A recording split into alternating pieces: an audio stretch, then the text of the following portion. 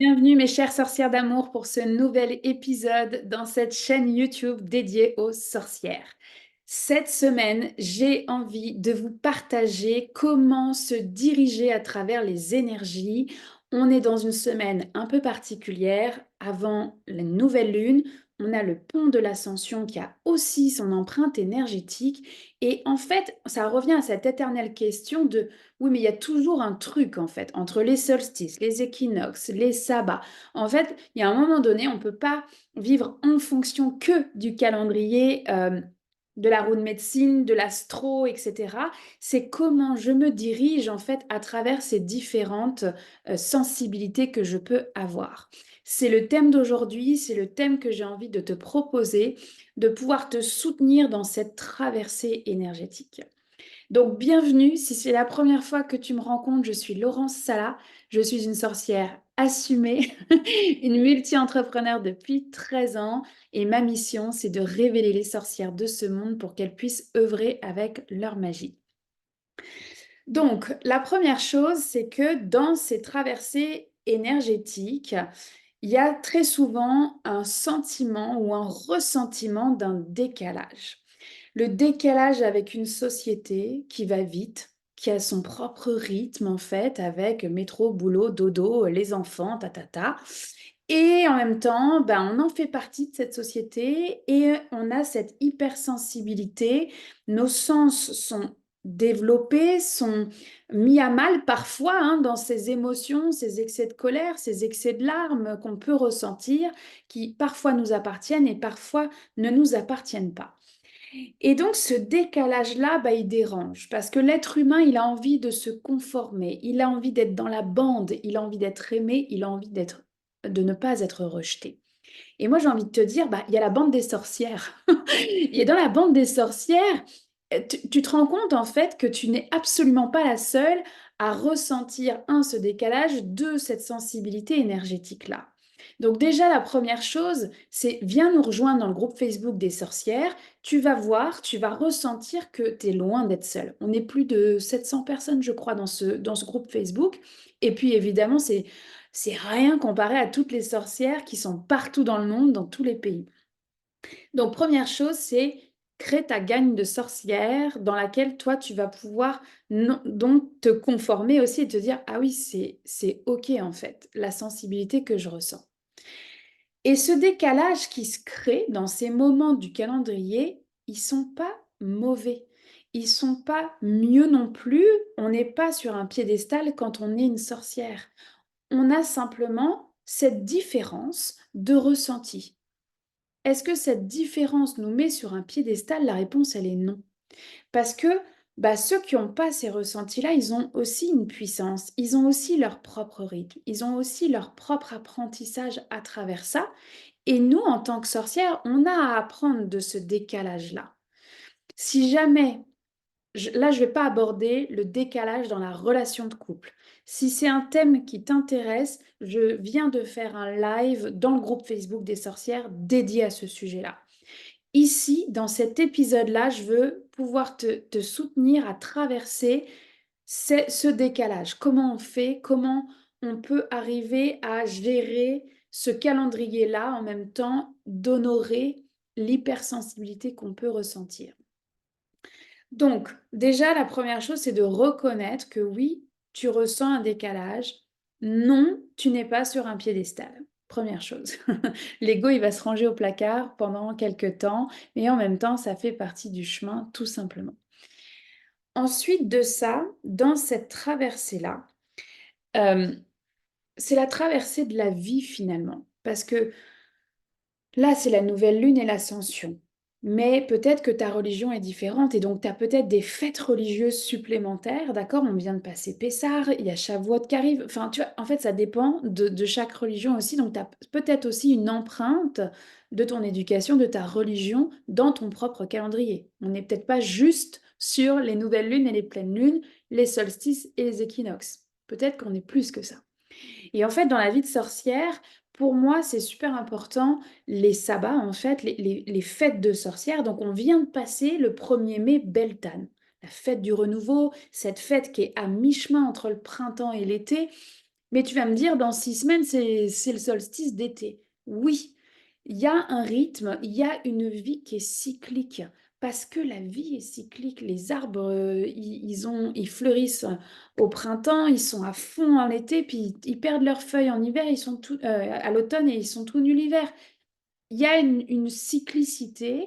Le chamanisme nous ramène à ça. Nous ne sommes que partie intégrante de la nature et nous faisons partie de cette nature cyclique. Donc finalement, le calendrier, c'est pas je le subis, oh non, il y a encore une nouvelle lune. C'est plutôt, ok, alors attends, il y a une nouvelle lune, je viens de passer 28 jours dans une énergie, j'ouvre un nouveau chapitre de mon livre. Point. C'est tout. Et en fait, c'est quelle est la force que tu vas pouvoir retirer de ce passage cyclique en fait de ton année. Parce que l'idée, c'est de cultiver cette joie. C'est pas de la subir, cette hypersensibilité. C'est la transformer en joie, en amour pour toi. Déjà, rien que pour toi. Avant même de parler de ton entourage, tes enfants, on n'est pas là. D'accord? Là, on est déjà toi avec ton hypersensibilité. Oui, nos sens sont exacerbés à certaines fêtes de l'année.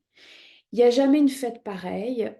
Tu vois, on vient de traverser Beltane, les énergies étaient hyper lourdes. Sincèrement, c'est le premier Beltane, en tout cas en conscience, que je vis de cette façon-là.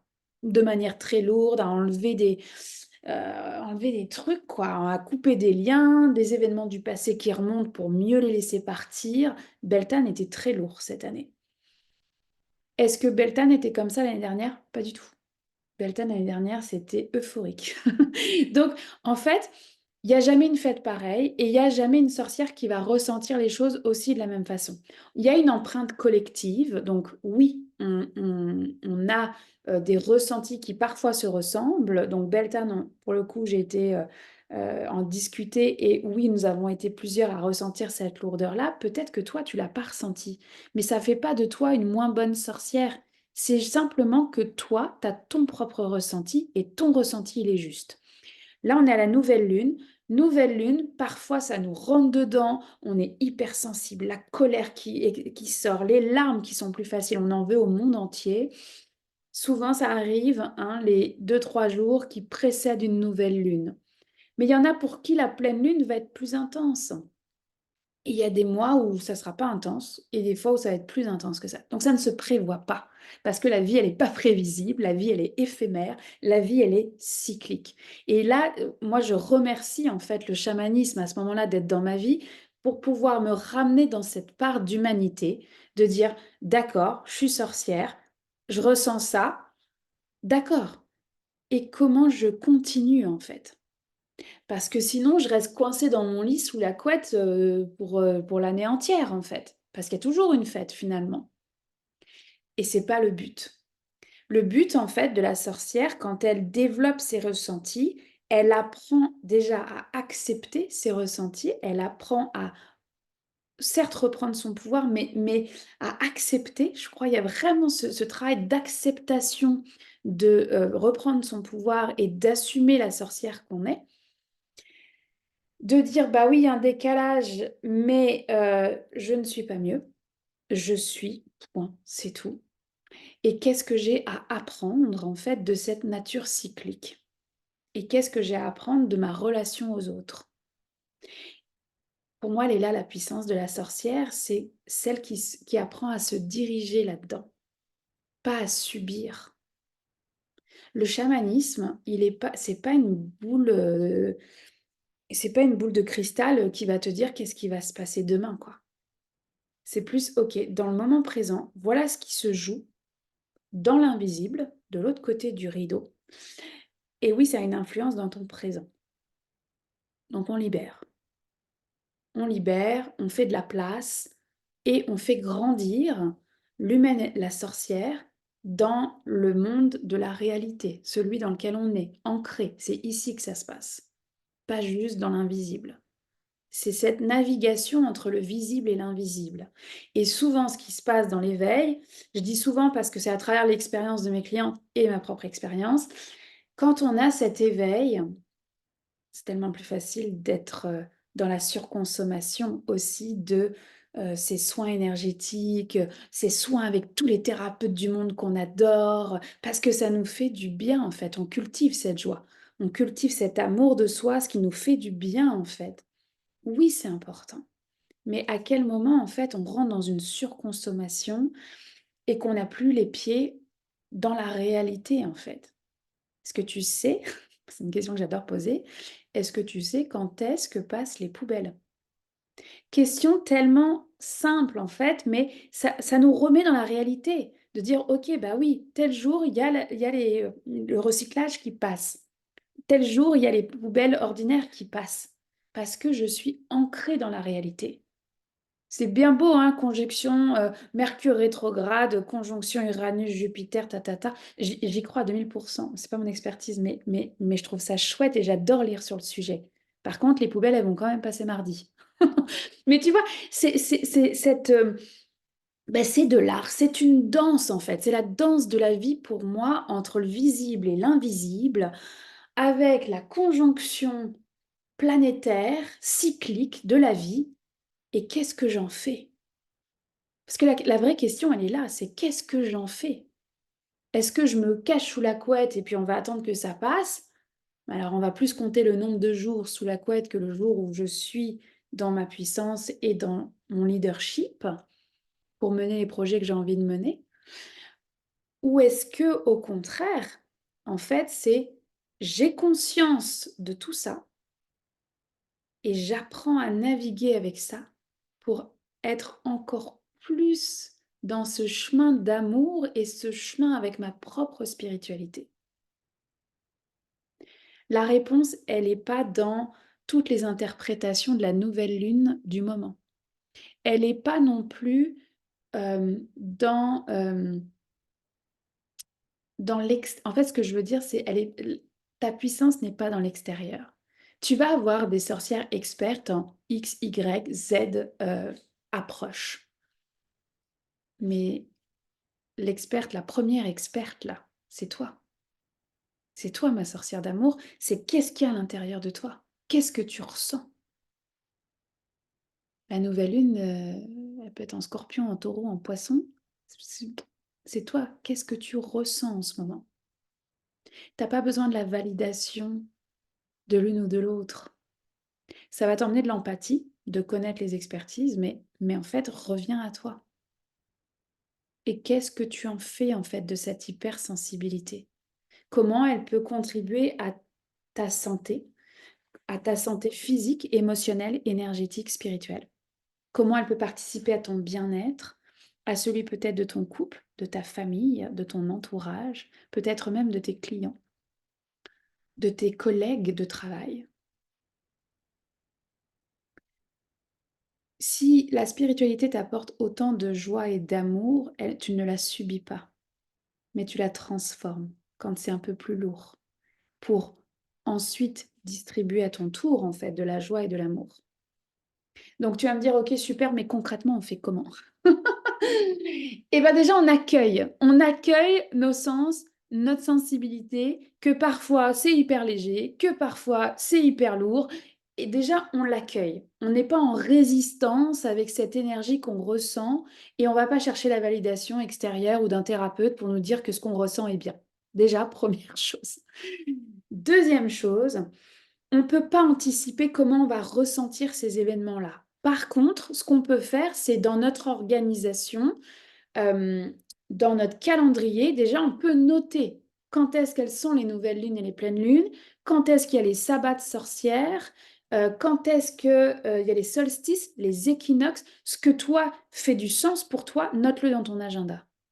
Et dans ces cas-là, tu vas peut-être pas mettre un agenda de malade mental ou des réunions où tu sais que tu vas t'énerver plus facilement parce que c'est la nouvelle lune et que tout le monde est sur les nerfs, même si tout le monde ne s'en rend pas compte. D'accord? Mais mets-le dans ton agenda. Parce que du coup, tu vas pouvoir te remettre en perspective, te remettre en conscience que tu es partie intégrante de cette nature cyclique et ça va t'emmener de l'empathie. Deuxième chose. Troisième chose, tu marches avec ta puissance. Moi, j'aime bien dire avec ton bâton de marche, ton bâton de pouvoir, sur lequel tu peux te reposer, sur lequel tu peux te dire, attends, j'en ai vu des tempêtes, je vais être capable de la traverser, cette tempête-là. C'est une ligne de conduite de dire, bah, en fait, là, j'ai besoin de repos et c'est OK. Là, j'ai besoin de ritualiser la nouvelle lune parce que ça fait du sens pour moi, j'ai envie de changer de chapitre, c'est bon, je passe à autre chose.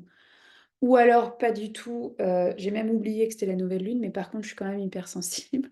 On revient à cette simplicité finalement, hein, de: «OK, je m'offre cette qualité de présence et cette empathie».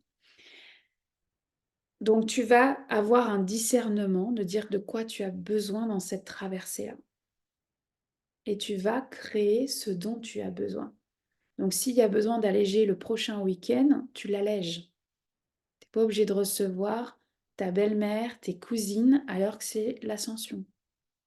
Hein, l'ascension, on s'élève tous ensemble. Si pour toi, énergétiquement, c'est un passage, ne t'en mets pas trop sur les épaules, en fait. Donc allège si c'est possible d'alléger. Et sinon, tu vois comment tu vas te diriger là-dedans. Là, tu vois, moi, ce que j'aime beaucoup, au-delà de mes pierres, de mon tambour, mes objets de pouvoir, en fait, mes objets sacrés, j'adore, en fait, les huiles essentielles. Et je vais t'en partager une, deux, qui viennent de jaillir. Je vais te partager 2 huiles essentielles que j'adore. C'est important pour moi de nommer, je ne suis reliée à aucune marque. Ce n'est pas une vidéo commerciale. Mais les huiles essentielles font partie de ma vie depuis plus de 10 ans. J'adore ça. Je vois le bien incroyable que ça fait au niveau physique, émotionnel, énergétique et spirituel. Donc, en fait, la première que je voulais te partager, c'est l'encens. L'encens Boswellia. Je mettrai le nom latin sous la vidéo. Pourquoi l'encens? Parce qu'en fait, elle me permet de me diriger dans l'invisible. Elle me permet de connecter à la sorcière que je suis, tu vois, avec son bâton de pouvoir, son dôme de protection, ses alliés, et elle y va. Et en fait, l'encens, il te fait voyager entre les mondes et te permet de mieux discerner ce rideau de l'invisible et de ressentir en fait dans ce monde du milieu, dans ce monde énergétique, euh, cette puissance de sorcière. Parce que oui, on doute quand on est une sorcière de non mais est-ce que je ressens vraiment? Et en fait, moi je vais te dire aujourd'hui, t'es une putain de sorcière. D'accord? Et tu peux le crier. T'es une putain de sorcière. D'accord? Donc l'encens va te ramener là, va te ramener, en fait, va développer tes sens, ton intuition, ton rapport à l'invisible et te ramener à la sorcière que tu es dans cet invisible. Et la deuxième qui a popé, c'est le cèdre d'Atlas. Le cèdre d'Atlas, c'est une huile essentielle qui, elle, va te ramener dans l'ancrage, la réalité 3D, les poubelles le mardi. La sorcière, elle vit dans ce monde-là. Et il va te ramener le cèdre. Alors, si tu es enceinte, allaitante, ou épileptique, et enfant de moins de 12 ans, on oublie hein, le cèdre, utilise alors à ce moment-là le sapin baumier. L'enracinement va aussi se faire. Voilà, le cèdre est plus fort, le sapin fait aussi la job. L'encens, moi, là, je te le partage en olfaction. Donc, ça veut dire que tu vas mettre 3 gouttes sur un mouchoir, tu vas le sentir et tu vas méditer avec l'encens. Le cèdre, j'ai plus envie de te dire, tu prends une cuillère à café d'huile végétale, donc huile de jojoba, olive, la rose, ce que tu veux, huile végétale, et tu mets une goutte de cèdre ou de sapin baumier. Et à ce moment-là, tu vas venir masser sous la plante des pieds avant de te coucher. Avant de te coucher, parce que c'est idéal, tu vas t'allonger, mais ça peut être avant d'aller t'allonger dans ton canapé, d'accord? Voilà comment on utilise ces 2 huiles essentielles-là. Ces 2 huiles essentielles, elles te permettent justement de te diriger, te rappeler que oui, tu as cette puissance de l'invisible et de ses ressentis, mais oui aussi, cette sorcière, elle vit ici et elle navigue entre les mondes. Et c'est ces 2 huiles essentielles que j'avais envie de te partager dans cet épisode-là pour que tu te diriges. Mais je reviens à la première chose que j'ai dit, entoure-toi de entoure-toi de sorcières pour te sentir en fait légitime d'être cette putain de sorcière. Il n'y a que toi qui peux t'autoriser à être cette sorcière-là. Il y a que toi qui peux te relever de ton lit, il y a que toi pour te diriger dans les énergies. Parce que oui, tu fais partie de la vie et que, bah, il y en a plein des sabbats et des fêtes. Mais qu'est-ce que tu vas en faire de cette hypersensibilité? Je t'invite aussi à faire un exercice de journaling. On est à l'aube de cette nouvelle lune. Fais cet exercice de journaling. Qu'est-ce que tu vas en faire de ton hypersensibilité? Comment tu l'accueilles, comment tu l'acceptes et comment tu la vois comme quelque chose de hyper puissant? Comment cette hypersensibilité est un don pour toi aujourd'hui? Je t'invite aussi à commenter sous cette vidéo. Dis-nous justement comment tu traverses ces énergies-là. Nous sommes un, nous sommes une, je le dis hyper souvent. Je te souhaite une belle traversée, une belle semaine et on se retrouve après l'ascension, après ce passage-là, pour pouvoir continuer nos vies de sorcières ensemble.